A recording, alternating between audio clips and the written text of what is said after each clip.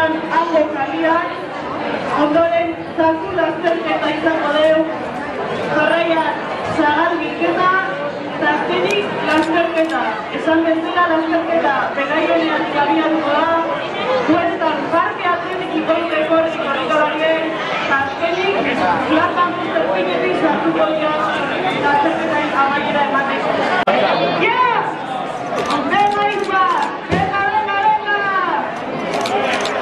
¡Aupa, Urani, aupa, Urania! Venga, Maide, venga, Urani! ¡Parti!